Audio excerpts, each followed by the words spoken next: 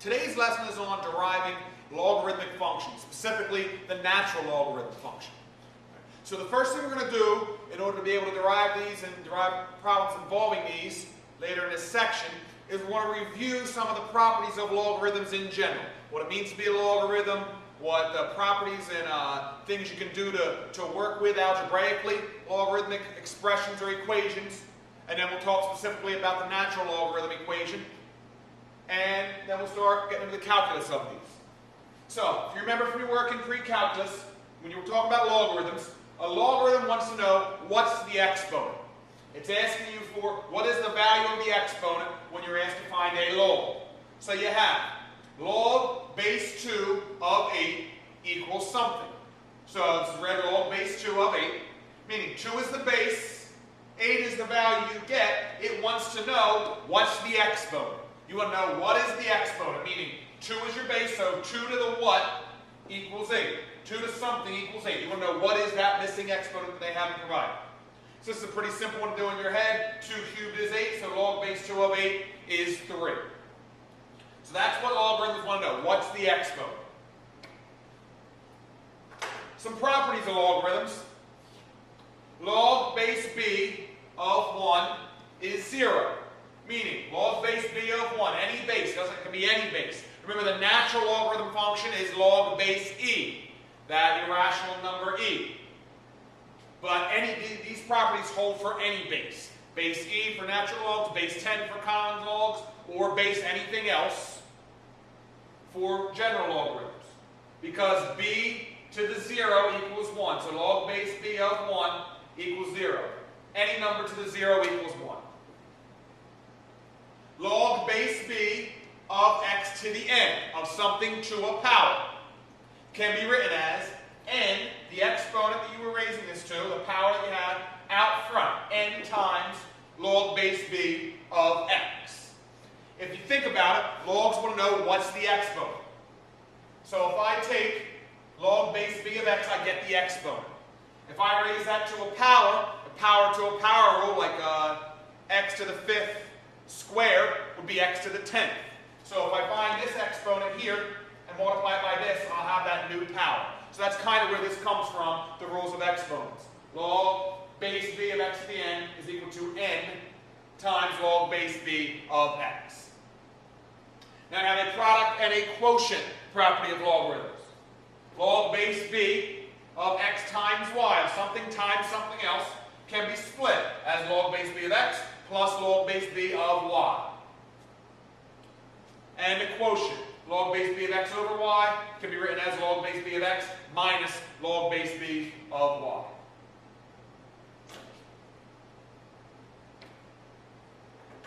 Now we get to the natural logarithm function. Y equals ln of x, natural log of x. Remember, that is log base e of x equals y. Natural log ln means your base is e. E is that irrational number, 2.71828, it goes on. This could also be written as e to the y equals x. Okay? So y equals natural log of x would be the same as graphing e to the y equals x, where e is that number 2.71828 continuing on. So I graphed this in the calculator, gave you a little screenshot of the table and a screenshot of the graph of the function, of the curve. So, if I put in 0 for x, natural log of 0 would mean e to the what gives you 0. Well, raising 2 to any number is not going to give you 0, so that's why you get an error there. If you notice with this curve, to the left of x equals 0, well, at x equals 0, first of all, you have a vertical asymptote. You can see that the curve is approaching x equals 0, that vertical line. And there is no value defined for negative numbers.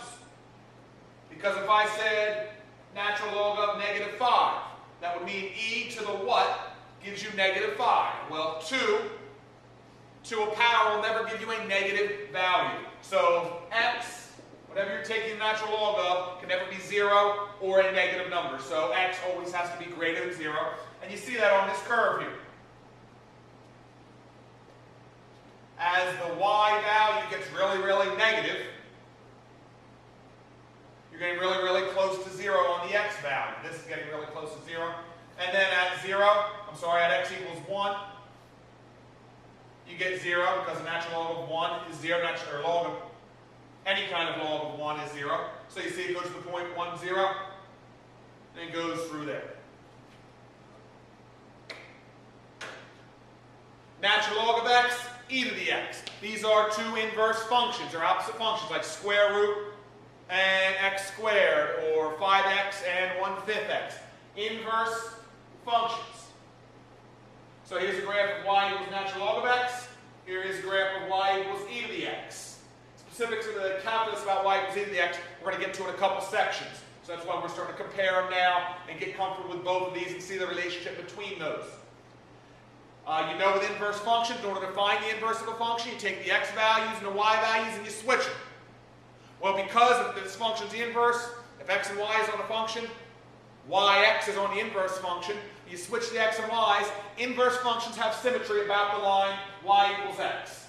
So you can see e to the x, natural log of x, you can see that symmetry where if you folded on that red dotted line, you would have the same function. Now we'll get to the calculus of the natural log function.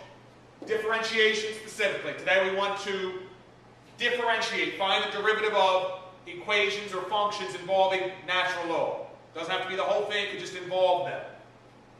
So, the derivative with respect to x of natural log of x is defined as 1 over x, as long as that original x was a positive number, which we just talked about. Meaning, if y equals L out of x, y prime equals 1 over x. Now, if you have the natural log, if you're taking the natural log of an expression other than just x, say you were taking the natural log of x squared plus 5, or natural log of sine of x, or something like that. If you were taking the natural log of an expression, the derivative with respect to x of natural log of u is going to be 1 over u still, times the derivative of that u with respect to x. Or it can be written as u prime over u. Again, with u being greater than 0 from the start. So, you take the derivative of this expression, put it in the numerator, the original expression kept the same in the denominator, and that's how you derive a natural log function, which is not just natural log of x.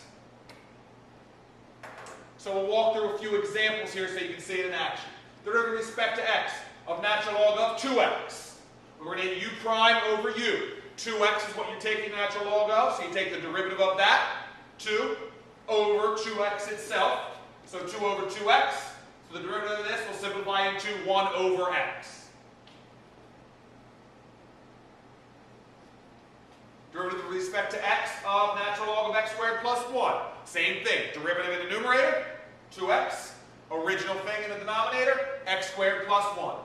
That one doesn't simplify, so that's your derivative. So two basic examples of deriving a natural log expression. Now, nothing changes from all the rules of differentiation you learned in chapter 2. The product rule, quotient rule, chain rule, sum and difference rules. All those rules still hold, but now we can derive those, or those types of functions, where you have a natural log in there also. So we want to derive x times natural log of x. So that's two things multiplied together, so we're going to use the product rule. First will be x times the derivative of the second. The derivative of natural log of x is 1 over x. So you get x times 1 over x. Plus the second, which is natural log of x, times the derivative of the first, which is just 1. The derivative of x is 1. So you get x times 1 over x, plus ln of x times 1. X times 1 over x simplifies into 1, plus the natural log of x. And now here's a chain rule problem involving natural log of x. The derivative with respect to x of natural log of x, whole thing cubed. This isn't the x cubed. This is the whole thing cubed. So something, if you're deriving something cubed, 3 times that same thing squared times the derivative of what's inside. So you get 3 natural log of x squared times the derivative of natural log of x, which is 1 over x. So few different ways you could write this. I stopped at 3 natural log of x squared over x. You could have wrote this as a 3 over x out front times natural log of x squared. Algebraically, you can use different equivalent statements.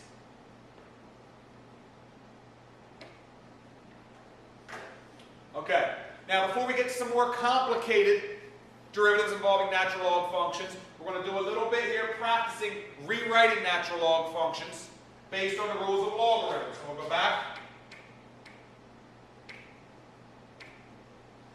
Using these rules here, these all say log base b, they work for any logarithm. That includes log base e or natural logs. Remember, log base b of x to the n, if the n's there, it comes out front. If you have a product, you can add the two logs. If you have a quotient, you can subtract the two logs. So we're going to go ahead and simplify some of these now. If I have a natural log of 10 over 9, well, there's a quotient. So I can simplify that to natural log of the top minus natural log of the bottom. As you see there, ln 10 minus ln 9. Natural log of the square root of 3x plus 2. Well, 3x plus 2, the square root of that would be 3x plus 2 to the 1/2. So I can write that as 1/2, bring the power out front, times the natural log of 3x plus 2. Here we have another one. Another quotient, but there's a product in the numerator. So I have natural log of 6x minus natural log of 5, but natural log of 6x is a product. So I can make this natural log of 6 plus natural log of x. So that's your whole top, minus the natural log of the bottom, minus the natural log of the denominator. And finally, one that's a little bit more algebra heavy with some x's in it.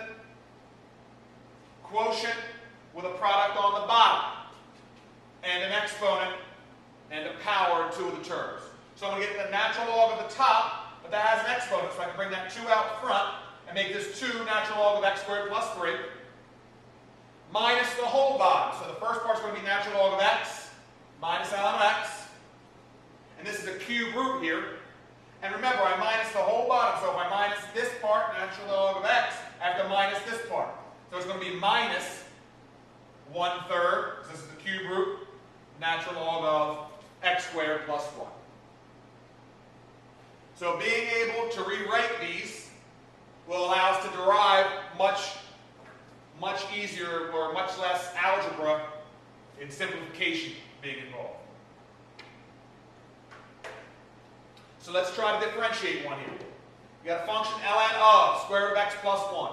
So the first thing you want to do is rewrite it. F of x equals ln of x plus 1 to the 1/2, so you bring that 1/2 out front, 1/2 x plus 1.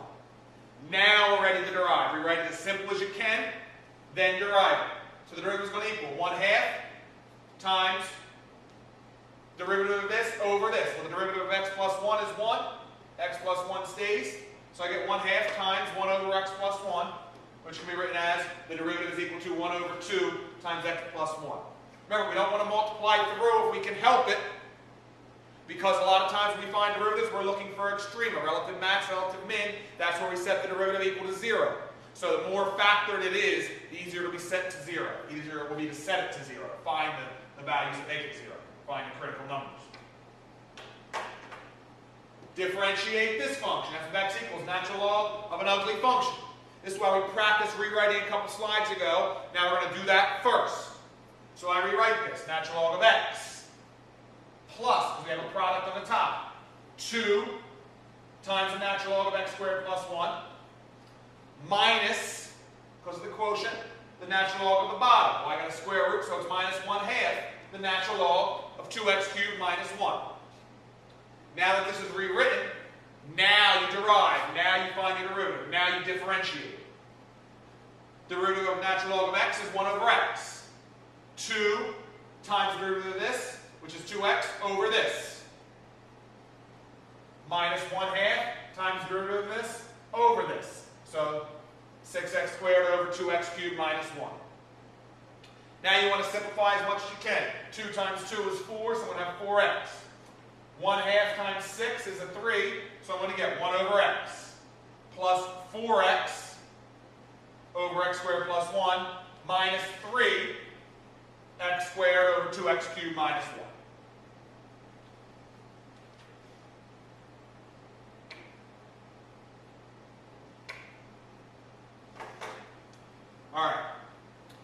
next method is what's called logarithmic differentiation. It is a method to differentiate complicated algebra problems or algebra functions instead of using some of the other rules. So you're given y equals x minus 2 squared over square root of x squared plus 1.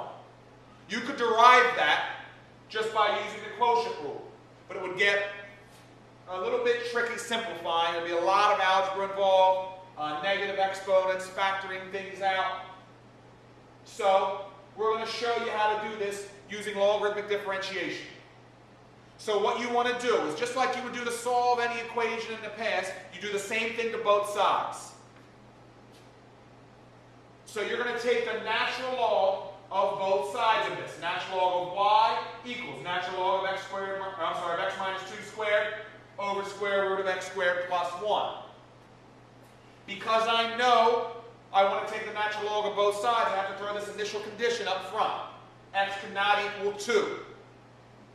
Usually when you see a condition like that, it's like, oh, the bottom can't equal 0. But here that doesn't matter. The bottom can't equal 0. It'll never equal 0. The x equals 2 is there so that the numerator can't equal 0, because remember, you can't take the natural log of 0 or a negative number. So if x is 2, the numerator equals 0, so you'd be taking the natural log of the 0 here, which is undefined. The reason we don't have to worry about x being less than 2 is because the numerator is square, the denominator is a square root, so your overall result on the top and bottom will always be a positive. So positive over positive will always give you a positive number. So the only restriction on this is that the function, or this doesn't work when x is 2. This method doesn't work when x is 2, the natural log method. All right. So now you're going to derive both sides. Derive both sides with respect to x. This is going to bring us back to implicit differentiation back from 3 chapters ago, the end of chapter 2, right before we learned related rates. If you remember, when you derived everything with respect to x, if you had a term that was like y cubed, you would take the derivative of y cubed, you would make it 3y squared, but at the end you would have to multiply by y prime or dy dx, because you're deriving with respect to x. Well, here we're going to have to do the same thing. The first thing we want to do before we start deriving is we want to rewrite it to simplify this, like we just did in the last example. So rewritten ln y equals 2 ln on the top minus 1/2 ln on the bottom. So here's our simplified equation. Now we want to derive with respect to x. So the derivative of ln of y is 1 over y times y prime. Because it's not a term of x, so we got to multiply by the derivative of that with respect to x. So you get y prime over y when you derive ln of y. 2 times 1 over this. 2 times 1 over x minus 2. Minus 1/2 times 2x over x squared plus 1. So you get this equation here. This is your differential equation. We have y prime over y equals 2 times 1 times 1 over x minus 2 minus 1/2 times 2x over x squared plus 1. So we want to simplify. We want to get common denominator so we get one term here.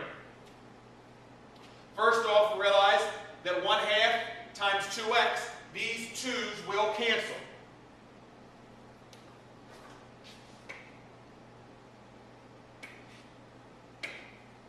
So this 2 and this 2 cancel.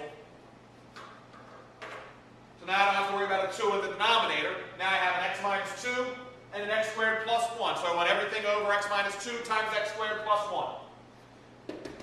This term already has an x minus 2, so I'm going to multiply it by x squared plus 1 over x squared plus 1. Multiply this by the form of 1, it gets this in the denominator. This already has an x squared plus 1, so I'll multiply it by x minus 2 over x minus 2.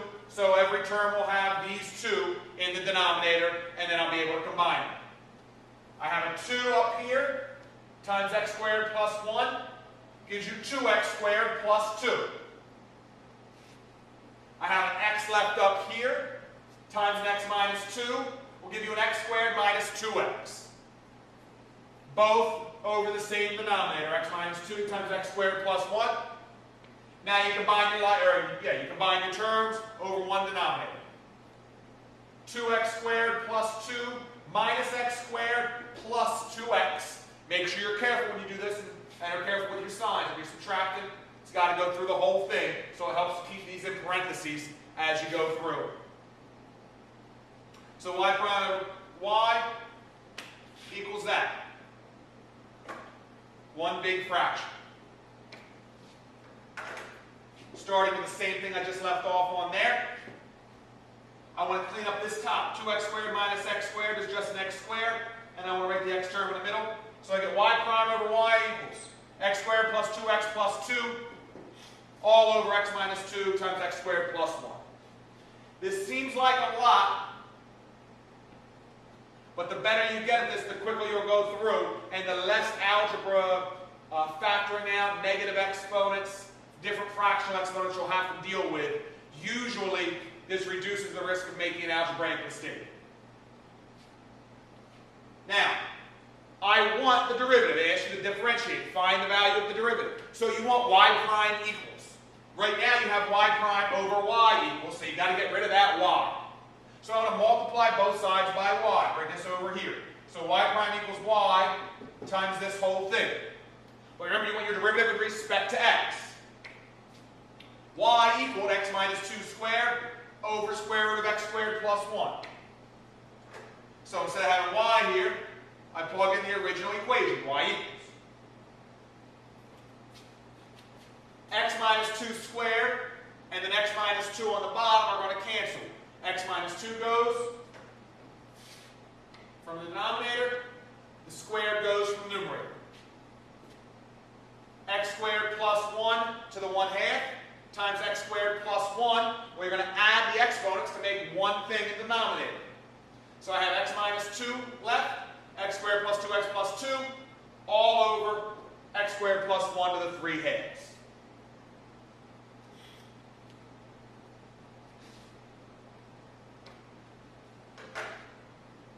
Last thing, if you're going to take the derivative of a natural log function with an absolute value, natural log of the absolute value of something. So the derivative with respect to x of natural log of absolute value of u. The reason people often put absolute value of something with natural logs is because natural log can never be negative. So if you throw an absolute value in there, it opens it up to a lot more x values that you can use in that function that are defined for that function. And what happens here is really nothing happens here. The derivative is still the same. Whether there's an absolute value in there or not, the derivative is still u prime over u, as long as u does not equal 0. Can't take the natural log of 0. The absolute value would take care of any negative numbers, so u not equal to 0 is the only restriction on this. So if you had f of x equals natural log of cosine of x. Well, the cosine function, trig functions are wave functions, so it goes up and down, positive, negative. So it makes sense to throw an absolute value around this. So the derivative of this would be u prime, which is derivative of cosine, which is negative sine of x, over u, which is just cosine of x. So that's f prime of x equals negative sine of x over cosine. So f prime of x equals negative tan of x. So the derivative of natural log of cosine of x is negative tangent of x. All the rules for differentiation and how they apply are still the same. We've opened up a new type of function that we can now derive and apply all those same methods that we learned before. Product rule, quotient rule, all of those still apply. Now you might have some natural log functions or natural log terms in there, and you have to use this new derivative rule for natural log. The applications are still the same. If it asks you to find the critical numbers, you still set the derivative equal to 0. If it asks you to find the max, you still set the derivative equal to 0, and you use a sign chart for the test for increasing then decreasing. If it asks you to find points of inflection, you still derive it twice, set it equal to 0, and make a sign chart. All that stuff is still the same. It's now we have a different type of function or a new type of function that we can also derive.